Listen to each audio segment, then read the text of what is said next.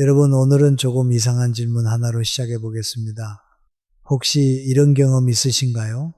새벽 5시에 일어나서 하루를 시작합니다. 남들 쉬는 주말에도 손을 놀리지 않았습니다. 아이들 키우느라 내 옷 한 벌 사지 못하고 평생을 정직하게 부지런하게 살아왔습니다. 그런데 이상하게도 통장은 늘 비어 있습니다. 왜 그럴까요? 그런데 말입니다. 바로 옆집을 한번 보십시오. 그 집주인은 우리보다 특별히 더 부지런한 것 같지도 않습니다. 새벽부터 뛰어다니지도 않습니다. 그런데 어찌된 일인지 살림이 자꾸 불어납니다. 작은 집이 큰 집이 되고 자식들은 반듯하게 자리를 잡습니다. 우리 모두 똑같이 하루 24시간을 사는데 어째서 이런 차이가 생기는 걸까요? 저는 지난 수십 년 동안 이 질문을 붙들고 살았습니다. 수천 명의 삶을 곁에서 지켜봤습니다. 부자로 늙어가는 분도 보았고 평생 돈에 쫓기다 가는 분도 보았습니다. 그리고 마침내 한 가지를 알게 되었습니다. 오늘 저는 그 이야기를 여러분과 함께 나누려고 합니다. 이건 그냥 위로의 말이 아닙니다. 500년 전 조선의 큰 학자 한 분의 통찰과 요즘 대학 연구실에서 나온 최신 과학이 정확히 같은 곳을 가리키고 있는 이야기입니다. 자, 그럼 지금부터 저는 여러분과 함께 한 가지 사건을 파헤쳐 보려고 합니다. 사건 이름은 이렇습니다. 왜 성실한 사람의 돈은 새어나가는가?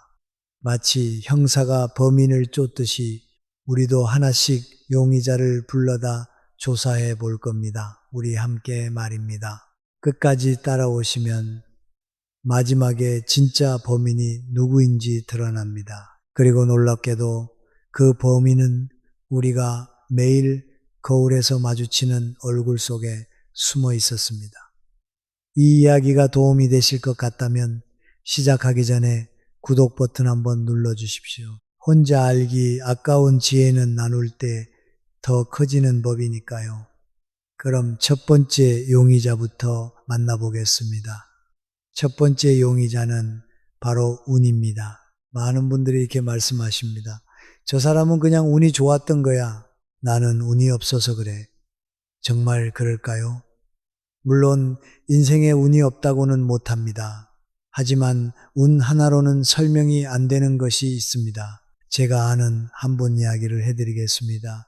전주 남부시장에서 40년 넘게 나무를 파신 윤말순 할머니입니다. 올해 90살이십니다. 이분이 판 것은 고작 콩나물, 시금치, 도라지 같은 것이었습니다. 하루에 손에 쥐는 돈이 결코 많지 않았습니다. 누가 봐도 운이 좋은 자리는 아니었습니다. 그런데 이 할머니는 그 작은 좌판으로 자식 셋을 대학까지 보냈습니다. 지금은 작지만 반듯한 본인 명의 집도 한 채 가지고 계십니다. 운이 좋아서였을까요? 아닙니다. 윤 할머니를 오래 지켜본 시장 상인들은 다 압니다. 이분은 돈이 조금만 생겨도 절대 함부로 쓰지 않았습니다. 그리고 손님을 대할 때 얼굴에 늘 잔잔한 웃음이 있었습니다. 단골이 끊이지 않았던 이유가 거기 있었습니다.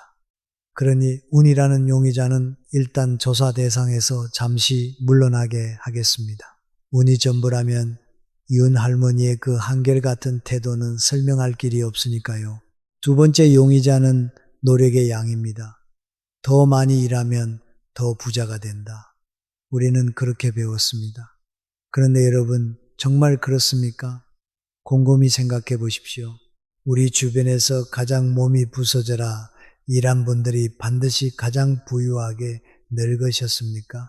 오히려 몸만 상하고 손에 남은 것은 없는 경우를 우리 주변에서 우리는 너무 많이 봐왔습니다. 마산에서 오랫동안 미용실을 하셨던 백기수님이라는 분이 계셨습니다. 올해 66이십니다. 이분은 정말 쉬지 않고 일했습니다. 새벽까지 손님을 받고 명절에도 가위를 놓지 않았습니다. 버는 돈도 윤 할머니보다 몇 배는 많았습니다.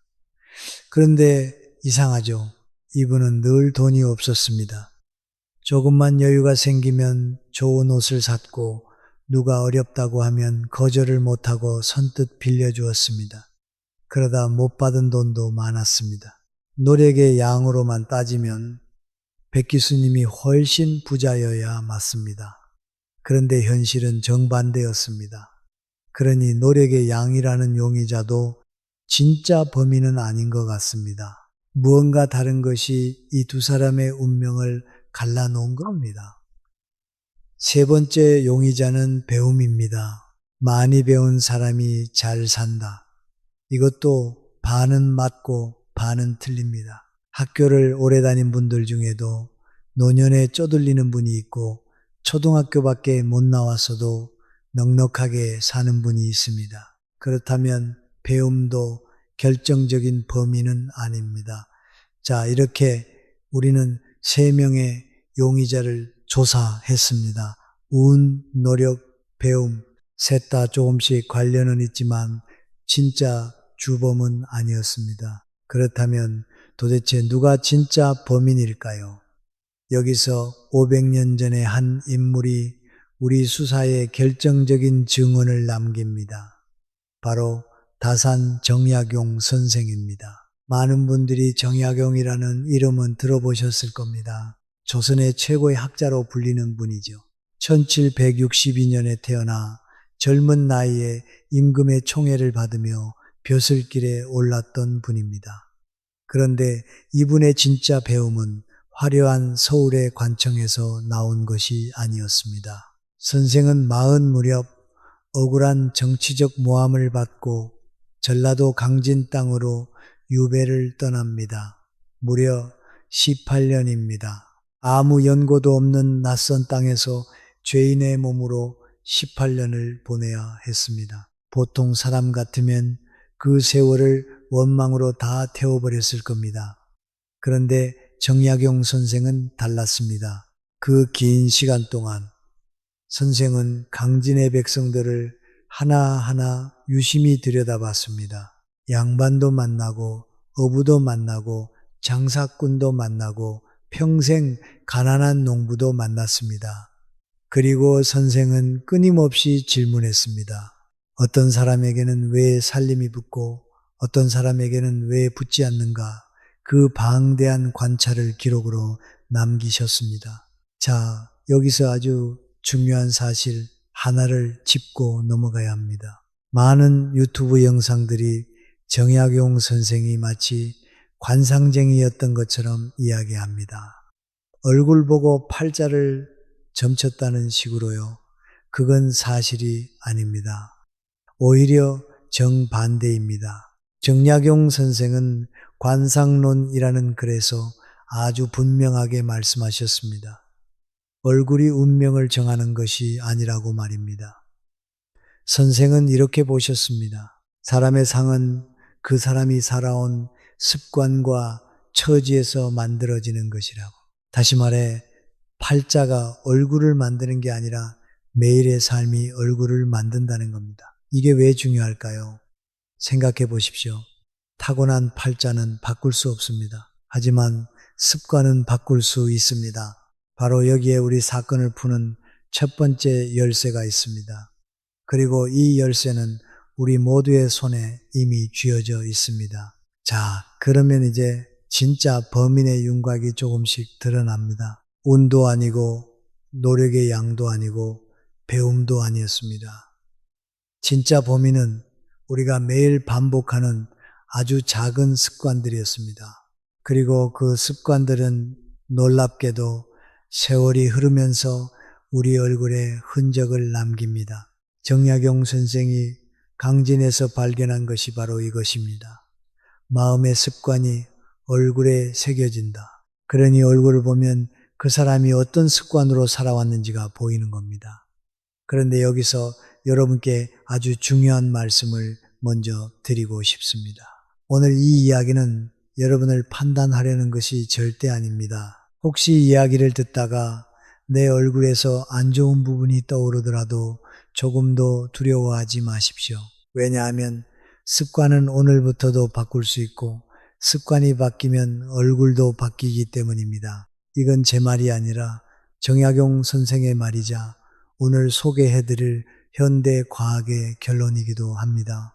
자, 그럼 지금부터 이 사건의 증거가 남아있는 세 곳을 차례로 살펴보겠습니다. 바로 이마, 코, 그리고 턱입니다. 첫 번째 증거가 남는 곳은 이마입니다. 왜 하필 이마일까요? 이마는 우리가 걱정을 할 때 가장 먼저 반응하는 자리입니다. 한번 떠올려 보십시오. 근심이 생기면 우리는 나도 모르게 눈썹 사이를 찌푸립니다. 그 표정을 수십 년 반복하면 어떻게 될까요? 그 자리에 깊은 주름이 자리를 잡습니다. 반대로 마음이 편안하고 여유로운 분은 이마가 늘 펴져 있습니다. 그래서 이마를 보면 그 사람이 평생 어떤 마음으로 살아왔는지가 어렴풋이 보이는 겁니다. 여기서 재미있는 현대 연구를 하나 소개해 드리겠습니다. 미국 프린스턴 대학교의 심리학자 알렉산더 토도르프 교수 연구팀이 밝혀낸 사실입니다. 사람은 낯선 이의 얼굴을 보고 단일 초 만에 그 사람을 믿을 만한지 아닌지를 판단한다고 합니다. 눈, 깜짝할 사이보다 빠릅니다. 그 짧은 순간에 우리는 상대에 대한 첫인상을 거의 결정해 버립니다. 우리 모두가 매일 그렇게 살아갑니다. 그런데 이게 왜 돈과 관련이 있을까요? 생각해 보십시오. 장사를 하든 사람을 만나든 우리는 늘 누군가의 첫인상 판단을 받습니다. 편안하고 밝은 인상을 가진 사람에게는 사람들이 마음을 엽니다. 다시 찾아오고 소개해주고 기회를 나눠줍니다. 반대로 늘 찌푸리고 불안해 보이는 사람에게는 사람들이 조금씩 거리를 둡니다. 우리 삶에서 이 작은 차이가 10년, 20년 쌓이면 어떻게 될까요? 그 사람에게 흘러드는 기회의 양이 완전히 달라집니다. 이마의 표정 하나가 실제로 우리 삶의 문을 열기도 하고 닫기도 하는 겁니다. 여기서 한 분의 이야기를 들려드리겠습니다. 수원에 사시는 조영자님이라는 분입니다. 올해 60이십니다. 이분이 저를 찾아오셨을 때 얼굴이 참 어두웠습니다. 갱년기가 겹치면서 잠도 안 오고 온갖 걱정이 밀려온다고 하셨습니다. 돈 걱정, 자식 걱정, 건강 걱정, 이마에 주름이 유난히 깊었습니다. 본인도 거울을 보기가 싫다고 하셨습니다. 저는 조영자님께 아주 작은 것 하나를 부탁드렸습니다. 대단한 게 아닙니다. 매일 밤 잠들기 전에 그날 감사했던 일 3가지만 떠올려 적어 보시라고요. 처음엔 이분이 이렇게 말씀하셨습니다. 아니, 감사할 일이 뭐가 있다고요? 저는 웃으며 말씀드렸습니다. 오늘 아침 2다리로 걸었으면 그것도 감사한 일입니다. 석 달 뒤에 조영자님이 다시 오셨습니다. 놀랍게도 얼굴이 달라져 있었습니다. 이마가 눈에 띄게 펴져 있었습니다. 본인 말로는 신기하게도 잠이 잘 오고 사람들이 요즘 얼굴 좋아졌다는 말을 자주 한다고 하셨습니다. 이게 그냥 기분 탓일까요? 아닙니다. 현대과학이 이걸 증명합니다. 미국의 두 심리학자 에먼스와 맥컬러프 교수가 진행한 유명한 연구가 있습니다. 사람들을 두 무리로 나눴습니다. 한쪽은 매주 감사한 일을 적게 하고 다른 쪽은 짜증나고 힘들었던 일을 적게 했습니다. 몇 주 뒤 결과는 분명했습니다. 감사한 일을 적은 사람들이 더 행복했고 더 낙관적이었고 심지어 몸까지 더 건강해졌습니다. 잠도 더 잘 잤습니다. 왜 이런 일이 생길까요? 쉽게 말씀드리겠습니다. 우리가 늘 걱정하고 불안해하면 몸에서는 긴장 호르몬이 계속 나옵니다. 이 호르몬이 오래 쌓이면 어떻게 되는지 아십니까? 판단력이 흐려집니다. 마음이 조급해지고 눈앞의 것만 보게 됩니다. 우리가 돈을 다룰 때 가장 위험한 상태가 바로 이겁니다. 반대로 마음이 편안한 사람은 멀리 보고 침착하게 판단합니다. 그러니 이마가 밝다는 것은 단순히 인상이 좋다는 뜻이 아닙니다. 그 사람의 판단력과 여유가 얼굴에 드러난 것입니다. 그렇다면 이마의 어둠은 영영 못 바꾸는 걸까요? 절대 아닙니다. 물론 타고난 뼈의 생김새는 못 바꿉니다. 하지만 이마에 흐르는 기운과 빛은 오늘 밤부터도 바꿀 수 있습니다. 조영자님이 그 증거입니다. 그래서 제가 여러분께 드리는 첫 번째 처방은 이겁니다. 오늘 밤부터 잠들기 전에 감사한 일 3가지를 떠올려 보십시오. 거창할 필요 없습니다. 따뜻한 밥 한 끼, 걸려온 자식의 전화 한 통, 그거면 충분합니다. 한 가지 더 있습니다. 하루에 몇 번씩 손가락으로 눈썹 사이를 부드럽게 펴 주십시오. 긴장으로 굳은 그 자리를 풀어주는 겁니다. 처음엔 어색합니다. 하지만 석 달만 해 보십시오. 그리고 이건 꼭 말씀드리고 싶은데요. 처음 며칠은 아무 변화도 안 느껴지실 겁니다. 당연합니다. 나무가 자라는 걸 우리 눈으로 보지 못하는 것과 같습니다. 그러나 어느 날 문득 거울을 보면 이마가 달라져 있을 겁니다. 정약용 선생은 이걸 이렇게 표현하셨습니다. 마음이 바뀌면 상이 바뀐다. 오늘 우리가 함께 배우는 그대로입니다. 자, 여기까지 정리해 보겠습니다. 첫 번째 증거의 자리, 이마. 이마는 걱정의 습관이 새겨지는 곳입니다. 그리고 그 어두운 표정은 사람들의 처신상 판단을 통해 실제로 기회의 문을 닫아버립니다. 처방은 2가지, 밤마다 감사 3가지, 그리고 눈썹 사이 펴주기. 쉽죠? 돈 한 푼 안 듭니다. 이제 두 번째 증거의 자리로 넘어가 보겠습니다. 바로 코입니다. 두 번째 증거가 남는 곳은 코입니다. 옛사람들은 코를 재물이 머무는 자리라고 여겼습니다. 재미있는 표현이지요. 그런데 왜 하필 코일까요? 제 생각은 이렇습니다. 코는 그 사람의 중심을 나타냅니다. 얼굴 한가운데에 서 있으니까요. 그리고 이 중심이 흔들리지 않는 사람.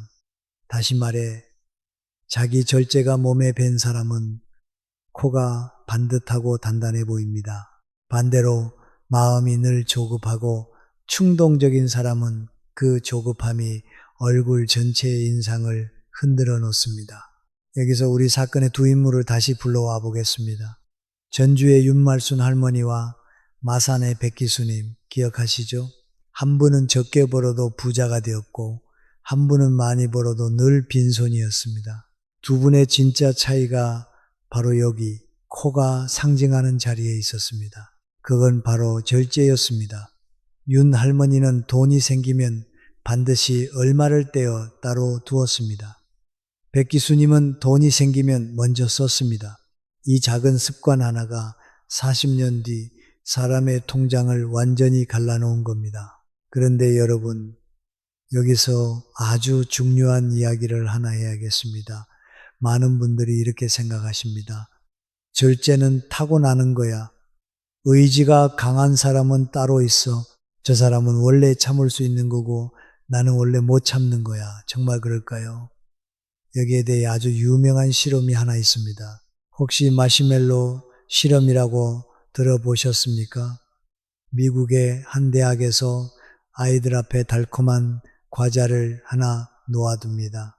그리고 말합니다. 지금 안 먹고 참으면 이따가 2개를 줄게. 어떤 아이는 참았고 어떤 아이는 바로 먹어버렸습니다.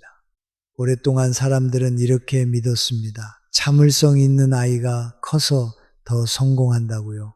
절제력은 타고나는 성공의 열쇠라고요. 그런데 말입니다. 최근에 이 실험을 완전히 다시 뒤집는 연구가 나왔습니다. 이 부분이 오늘 이야기에서 정말 중요합니다. 2018년 무렵 미국의 와츠와 덩컨 교수 연구팀이 훨씬 더 많은 아이들을 대상으로 이 실험을 다시 해봤습니다. 무려 10배 가까운 아이들을 조사했습니다. 그랬더니 놀라운 결과가 나왔습니다. 참을성 자체는 성공을 그렇게 크게 좌우하지 않았습니다. 오히려 그 아이가 어떤 환경에서 어떤 습관 속에서 자랐느냐가 훨씬 중요했습니다. 이게 무슨 뜻일까요? 쉽게 풀어드리겠습니다. 절제는 타고나는 성격이 아니라는 겁니다. 절제는 환경과 습관으로 길러지는 힘이라는 겁니다. 이건 정말 반가운 소식입니다. 왜냐하면 타고난 성격은 못 바꾸지만 습관은 오늘부터 만들 수 있으니까요. 그러니 나는 원래 못 참는 사람이야 하는 그 생각을 오늘 여기서 내려놓으십시오. 절제하는 코는 지금부터도 얼마든지 만들 수 있습니다. 그렇다면 어떻게 절제하는 습관을 만들까요? 제가 아주 구체적인 방법 2가지를 알려드리겠습니다. 막연히 아껴라, 참아라. 이런 말은 소용이 없습니다. 우리에겐 실제로 작동하는 방법이 필요합니다. 우리 나이에는 더욱 그렇습니다. 자, 잘 들어주십시오. 첫 번째 방법은 하루 멈춤입니다. 무언가를 사고 싶은 마음이 불쑥 들 때가 있습니다. 그럴 때 그 자리에서 바로 사지 마십시오. 딱 하루만 기다려보는 겁니다. 내일 이 시간에도 여전히 꼭 필요하다고 느껴지면 그때 사십시오. 그런데 신기하게도 대부분은 하루가 지나면 그 마음이 사라집니다. 충동은 파도와 같아서 잠깐 기다리면 저절로 빠져나갑니다. 이 하루의 멈춤이 쌓이면 새어나가던 돈이 조금씩 남기 시작합니다. 2번째 방법은 더 강력합니다. 미국의 행동경제학자 세일러 교수와 베나르치 교수가 만든 아주 유명한 방법입니다. 이름을 쉽게 옮기면 내일 더 저축하기입니다. 핵심은 이렇습니다. 사람은 지금 당장 돈을 떼는 걸 아주 힘들어합니다. 그래서 이분들은 아이디어를 냈습니다. 지금 월급이 아니라 앞으로 오를 월급에서 미리 저축을 약속하게 한 겁니다. 그리고 그 저축이 자동으로 빠져나가게 만들었습니다. 결과가 어땠을까요? 정말 놀랍습니다. 이 방법을 쓴 사람들의 저축률이 몇 년 사이에 3배 넘게 뛰었습니다. 처음엔 월급의 3% 남짓 저축하던 사람들이 나중엔 14% 가까이 저축하게 됐습니다. 의지가 강해져서가 아닙니다. 자동으로 빠져나가게 만들었기 때문입니다. 여기에 우리를 위한 지혜가 있습니다. 절제는 의지력 싸움이 아니라 우리가 구조를 만드는 일이라는 겁니다. 그러니 여러분께 이렇게 권해드립니다. 아주 적은 돈이라도 좋습니다. 매달 수입의 단 1%라도 손이 닿지 않는 통장으로 자동으로 옮겨지게 해 두십시오. 금액이 중요한 게 아닙니다. 이 작은 장치가 여러분의 몸과 마음에 신호를 보냅니다. 나는 재물을 지킬 줄 아는 사람이다 하는 신호를요. 그 신호가 쌓이면 돈을 대하는 태도 전체가 서서히 달라집니다. 자, 2번째 증거의 자리, 코를 정리하겠습니다. 코는 절제의 중심입니다. 그런데 절제는 타고나는 게 아니라 만들어지는 힘입니다. 최신 연구가 그걸 증명했습니다. 처방은 2가지, 사고 싶을 땐 하루만 멈추기, 그리고 아주 적은 돈이라도 자동으로 저축되게 만들기 어렵지 않죠. 이제 마지막 3번째 증거의 자리로 가보겠습니다. 바로 턱입니다. 이 마지막 자리에서 우리 사건의 진짜 범인이 완전히 드러납니다. 3번째 증거가 남는 곳은 턱입니다. 턱은 얼굴의 가장 아래, 우리 삶의 결실이 모이는 자리입니다. 옛사람들은 이곳을 땅에 비유했습니다.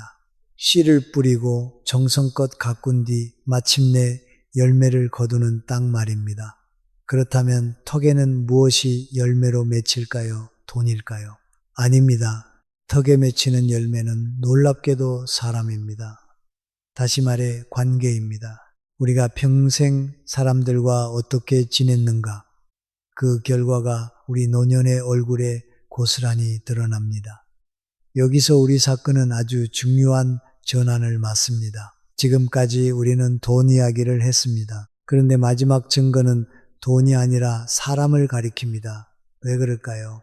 바로 여기에 진짜 범인이 숨어 있기 때문입니다. 자, 놀라지 마십시오. 이 세상에서 가장 오래, 가장 깊이 사람을 연구한 조사가 하나 있습니다. 미국 하버드 대학교에서 무려 85년 동안 이어온 연구입니다. 이 연구가 얼마나 대단한지 아십니까? 1930년대에 시작해서 수백 명의 삶을 요람해서 무덤까지 따라갔습니다. 이 사람이 젊을 때 어땠고 중년에 어땠고 노년에 어떻게 되는지를 80년 넘게 지켜본 겁니다. 연구를 이끈 로버트 월딩거 교수가 내린 결론은 온 세상을 놀라게 했습니다. 그 결론이 무엇이었을까요? 노년의 행복과 건강을 결정하는 가장 강력한 요인은 돈이 아니었습니다. 명예도 아니었고 머리가 좋고 나쁨도 아니었습니다. 바로 따뜻한 인간관계였습니다. 더 놀라운 사실이 있습니다. 50살 무렵에 인간관계가 좋았던 사람이 80살에 가장 건강했습니다. 콜레스테롤 수치보다 관계의 온기가 노년의 건강을 더 정확하게 예측했습니다. 이게 무슨 뜻이겠습니까? 정약용 선생이 500년 전 덕을 보며 하신 말씀을 하버드가 85년 연구로 증명해 낸 겁니다. 그런데 관계가 왜 돈과도 연결될까요? 생각해 보십시오. 노년에 홀로 외로운 사람과 곁에 사람이 많은 사람, 누가 더 안정적으로 살까요? 곁에 사람이 있으면 위기가 닥쳐도 손을 잡아줄 리가 있습니다. 정보도 흘러들고 도움도 오갑니다. 반대로 아무리 통장에 돈이 있어도 그 돈을 함께 쓸 사람이 없으면 그 노년이 풍요롭다고 할 수 있을까요? 턱이 가리키는 진실은 이겁니다. 사람이야말로 가장 큰 재산이라는 것. 두 분의 이야기를 나란히 놓아보겠습니다. 먼저 강릉에서 오랫동안 김밥집을 하신 한복임 할머니입니다. 올해 69이십니다. 이분은 젊어서 남편을 일찍 보내고 혼자 아이들을 키우셨습니다. 가난했고 눈물 흘린 날도 많았습니다. 그런데 이분은 한 가지를 놓지 않으셨습니다. 사람에게 따뜻한 말을 건네는 것, 손님에게도 이웃에게도 늘 정을 나누셨습니다. 지금 이분의 노년은 어떨까요? 자식들이 번갈아 찾아오고 손주들이 늘 곁에 있습니다. 재산이 많은 건 아니지만 그 방 안에는 웃음이 끊이지 않습니다. 한복임 할머니의 덕은 둥글고 부드럽게 자리를 잡았습니다. 반대로 원주에 사시던 서동철님이라는 분이 계셨습니다. 올해 74이십니다. 젊어서 우체국장까지 지내신 남부럽지 않은 분이었습니다. 그런데 이분은 늘 자기 계산이 앞섰습니다. 베푸는 것보다 받는 걸 좋아하셨고 손해보는 일은 결코 하지 않으셨습니다. 정확한 분이었지만 따뜻한 분은 아니었습니다. 세월이 흘러 이분의 노년은 어떻게 됐을까요? 통장에는 돈이 있었지만 집은 늘 조용했습니다. 자식들도 하나둘 발길이 뜸해졌습니다. 함께 밥 먹을 사람이 없는 노년이었습니다. 두 분의 차이는 어디서 왔을까요? 돈도 아니고 지위도 아니었습니다. 바로 평생에 걸친 따뜻함의 습관이었습니다. 한복임 할머니는 매일 조금씩 관계라는 씨앗을 심으셨습니다.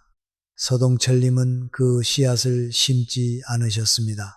그리고 그 결과가 노년의 얼굴과 삶에 그대로 나타난 겁니다. 턱은 거짓말을 하지 않습니다. 심은 대로 거둡니다. 그렇다면 이미 나이가 든 우리는 어떻게 해야 할까요? 우리에겐 너무 늦은 걸까요? 절대 아닙니다. 메마른 땅도 정성껏 돌보면 다시 기름진 땅이 됩니다. 제가 드리는 처방은 아주 간단합니다. 오늘 당장 휴대전화를 꺼내보십시오. 그리고 오랫동안 연락 못한 자식에게 혹은 소식이 끊긴 옛 친구에게 짧은 문자 하나를 보내십시오. 잘 지내고 있니? 문득 내 생각이 났다. 이 한 줄이면 충분합니다. 거창한 게 필요한 게 아닙니다. 이 작은 온기들이 하나둘 쌓여 여러분의 노년을 둘러쌀 사람들을 만들어냅니다. 그리고 신기하게도 사람에게 따뜻해지면 얼굴이 부드러워집니다. 웃는 일이 많아지면 그 근육이 발달하면서 턱과 입가가 자연스럽게 풍성해집니다. 이건 그냥 하는 말이 아닙니다. 관계의 온기가 얼굴을 바꾸고 그 얼굴이 다시 사람을 부르는 좋은 순환이 시작되는 겁니다. 자, 세 번째 증거의 자리. 턱을 정리하겠습니다. 턱은 관계의 열매가 맺히는 곳입니다. 그리고 하버드의 85년 연구가 밝혔듯 노년의 진짜 재산은 돈이 아니라 사람입니다. 처방은 하나. 오늘 누군가에게 따뜻한 문자 한 통 보내기. 이제 우리는 세 곳의 증거를 모두 살펴봤습니다. 우리 얼굴에 이마, 코, 턱, 감사, 절제, 그리고 온기. 그런데 여러분, 이 세 증거가 한 곳을 가리키고 있다는 걸 눈치채셨습니까?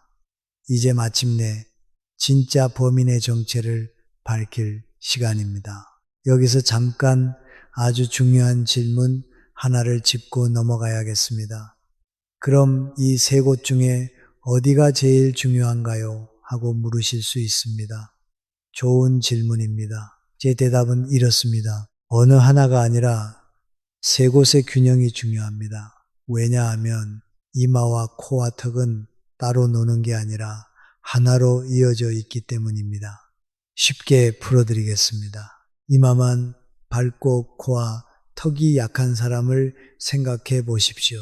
마음은 넉넉해서 좋은 기회가 자꾸 들어오는 법입니다. 그런데 절제가 약하니 그 복이 담기지 않고 새어나갑니다. 곁에 사람도 적으니 노년이 쓸쓸해집니다. 반대로 코만 단단해서 아끼기만 하는 사람은 어떨까요?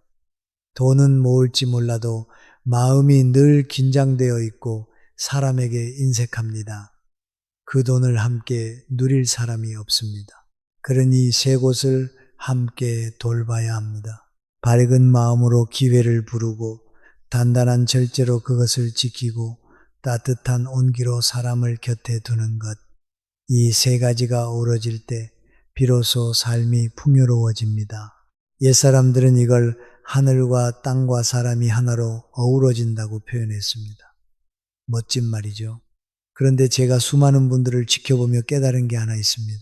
처음부터 세 가지를 다 갖춘 분보다 오히려 한두 가지가 부족했지만 그걸 알고 채워나간 분들이 더 단단한 풍요를 누리시더라는 겁니다. 왜 그럴까요? 자신의 부족함을 알았기에 의식적으로 노력했기 때문입니다. 그 노력의 과정에서 마음이 자랐고 그 성장이 다시 얼굴에 새겨진 겁니다. 그러니 오늘 이야기를 들으며 내가 부족한 것이 보이셨다면 그건 나쁜 소식이 아닙니다. 오히려 반가운 소식입니다. 바꿀 것을 정확히 알게 되셨으니까요. 정약용 선생이 유배지에서 18년을 견디며 끝내 무너지지 않았던 이유가 여기 있습니다. 선생은 자신에게 주어진 처지를 원망하는 대신 매일 자신이 바꿀 수 있는 것에 집중했습니다. 글을 쓰고 사람을 만나고 배우고 가르쳤습니다. 그 18년이 선생을 조선 최고의 학자로 완성한 겁니다. 우리도 마찬가지입니다. 지금까지의 어려움이 우리를 깎아낸 것이 아닙니다. 그 어려움이 오히려 오늘의 우리를 여기까지 빚어낸 것입니다. 그리고 지금 이 자리에서 우리는 새로운 시작 앞에 서 있습니다. 우리 세대는 어떤 어려움도 견뎌낸 강한 세대입니다. 자, 그럼 이제 우리 이야기가 향하는 마지막 결론으로 함께 가보겠습니다. 자, 이제 사건의 결말입니다. 우리는 처음에 물었습니다. 왜 성실한 사람의 돈은 새어나가는가? 용의자로 운을 불렀고 노력의 양을 불렀고 배움을 불렀습니다. 하지만 셋 다 진짜 범인은 아니었습니다. 그리고 세 곳의 증거를 따라가며 우리는 마침내 진짜 범인을 찾았습니다. 진짜 범인은 우리가 매일 반복하는 우리 마음의 습관이었습니다. 걱정하는 습관, 조급한 습관, 인색한 습관, 이 세 가지가 오랜 세월 얼굴에 새겨지고 삶의 방향을 조용히 결정한 겁니다. 그런데 여러분, 여기서 놀라운 반전이 하나 있습니다. 범인을 잡았는데 그 범인이 사실은 우리를 구원할 열쇠이기도 하다는 겁니다. 왜냐하면 습관은 바로 우리 자신이 만드는 것이기 때문입니다. 팔자가 습관을 만드는 게 아니라 습관이 삶을 만듭니다. 그러니 습관을 바꾸면 삶도 바뀝니다. 이 지점에서 다시 정약용 선생이 등장합니다. 정약용 선생의 사상에서 가장 빛나는 개념이 하나 있습니다. 바로 자주직원입니다. 조금 어려운 말이지만 뜻은 아주 단순합니다. 사람에게는 스스로 선택할 힘이 있다는 겁니다. 선생은 이렇게 보셨습니다. 하늘이 사람을 만들 때 착하게 살지 나쁘게 살지를 미리 정해두지 않았다. 그 선택의 권한을 사람 각자에게 주었다. 그러니 내 삶의 방향은 하늘도 아니고 팔자도 아니고 바로 나 자신이 정하는 것이라는 겁니다. 이게 얼마나 대단한 생각인지 아십니까? 500년 전 모든 것이 정해진 팔자라고 믿던 시대에 정약용 선생은 이렇게 외친 겁니다. 아니다. 내 삶은 내가 만든다. 이건 관상쟁이의 말과 정반대입니다. 관상쟁이는 말합니다. 너는 이런 팔자를 타고났으니 어쩔 수 없다. 정약용 선생은 말합니다. 너에게는 스스로 바꿀 힘이 있다. 오늘 우리가 나눈 이야기 전체를 관통하는 진실이 바로 이겁니다. 운명은 하늘이 시작할지 몰라도 그 완성은 사람이 하는 겁니다. 자, 그러니 여기서 오래된 오해 3가지를 확실히 바로잡고 넘어가겠습니다. 많은 분들이 얼굴에 대해 잘못 알고 계신 것들입니다. 첫 번째, 오해. 얼굴은 타고나서 못 바꾼다. 아닙니다. 뼈는 못 바꿔도 그 위에 흐르는 표정과 빛은 습관으로 바뀝니다. 조영자님의 이마가 그 증거였습니다. 두 번째 오해. 얼굴은 화장으로 바꾸면 된다. 아닙니다. 화장은 잠깐 가릴 뿐입니다. 오늘 우리가 말한 이마의 빛, 코의 절제, 턱의 운기는 화장으로 만들 수 없습니다. 그건 오직 매일의 습관에서 배어 나오는 것입니다. 세 번째 오해. 이 지식은 남을 판단하는 데 쓰는 것이다. 이건 가장 위험한 오해입니다. 정약용 선생의 가르침은 남을 재단하는 칼이 아닙니다. 오직 나 자신을 비추는 거울입니다. 남의 얼굴을 보며 저 사람은 복이 없겠다 하고 판단하는 순간 그 서늘한 마음이 오히려 내 얼굴을 어둡게 만듭니다. 그러니 이 지혜는 부디 우리 자신에게만 쓰십시오. 우리의 마음을 비추는 거울로만 쓰십시오. 이제 오늘 우리가 함께 걸어온 길을 마지막으로 정리해 드리겠습니다. 마치 사건 파일을 덮듯이 말입니다. 첫 번째, 증거, 이마, 걱정을 감사로 바꾸는 자리. 처방은 밤마다 감사 3가지, 그리고 눈썹 사이 펴주기. 두 번째 증거, 코, 충동을 절제로 바꾸는 자리.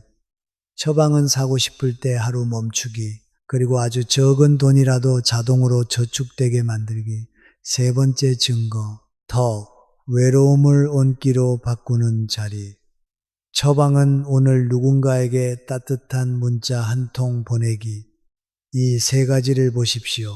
하나같이 돈이 들지 않습니다. 하나같이 오늘 당장 시작할 수 있습니다. 그리고 하나같이 며칠 안에는 티가 안 납니다. 바로 그래서 대부분의 사람이 중간에 그만둡니다. 하지만 여러분은 이제 아십니다. 나무가 자라는 건 눈에 보이지 않는다는 걸요. 보이지 않는 곳에서 조용히 그러나 분명하게 뿌리가 자라고 있습니다. 우리 함께 석 달만 이어가 보십시오. 반드시 달라집니다. 혹시 지금 거울을 보며 마음이 무거워지신 분이 계실지도 모르겠습니다. 내 이마는 너무 어둡고 내 코는 반듯하지 못하고 내 턱은 이미 메말라 버렸다고 느끼실 수도 있습니다. 저는 그 마음을 압니다.